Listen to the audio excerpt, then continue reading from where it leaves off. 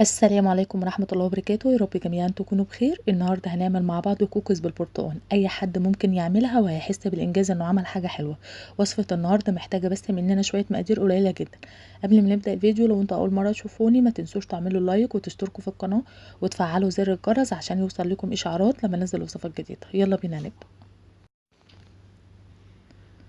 اول حاجة هنا معايا نص كوباية من الزبدة وتكون بدرجة حرارة المطبخ، ونص كوباية من السكر البودر، وهنقلبهم مع بعض لحد الخليط بتاعي ما يبقى خليط كريمي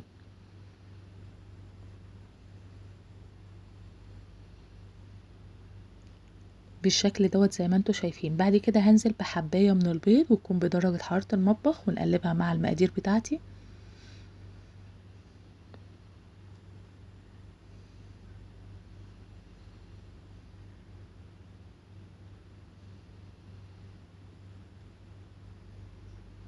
بعد كده هنزل بمعلقة كبيرة من بشر البرتقال. بناخد الطبقة الخارجية بس، نحاول ما نوصلش للطبقة البيض علشان ما تبقاش فيها مرارة.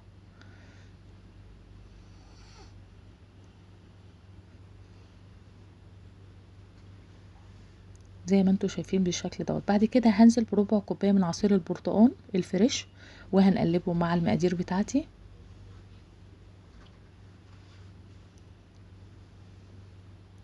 بعد كده هنزل بمعلقة صغيرة من الفانيليا،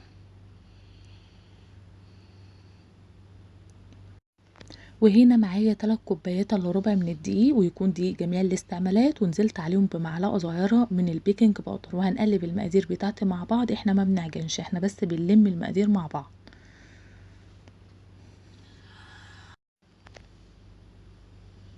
زي ما انتوا شايفين بالشكل دوت.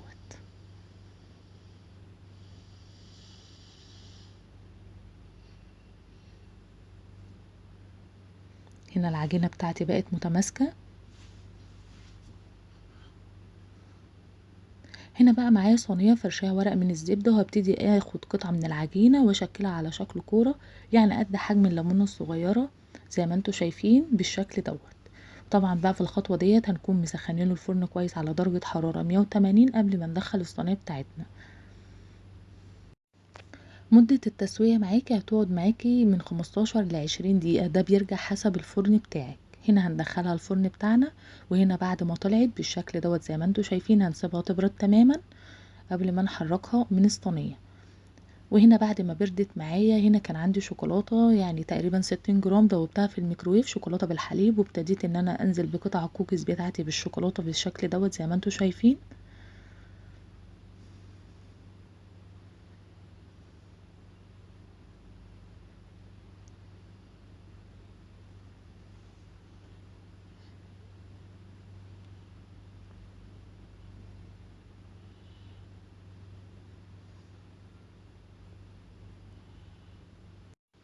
وهنا بقى عملت خطوط من الشوكولاته زي ما انتوا شايفين. انا كان عندي شوكولاته بيضه، حطيت عليها لون اورانج وطلعت معايا اللون دوت.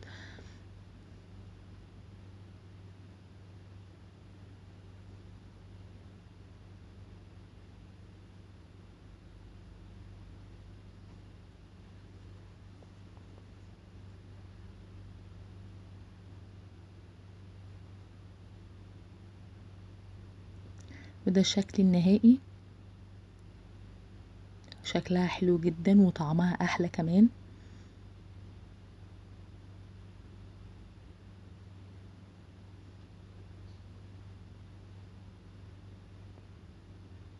تعالوا بقى نقطعها مع بعض. عايزه اقولك ان هي هشه جدا، ونكهة البرتقال فيها طعمها حلو قوي قوي. جربوها يا جماعة وان شاء الله هتعجبكم. اتمنى الفيديو يكون عجبكم. لو عجبكم الفيديو ما تنسوش تعملوا لايك وتشتركوا في القناة. اشوفكم على خير، والسلام عليكم ورحمة الله وبركاته.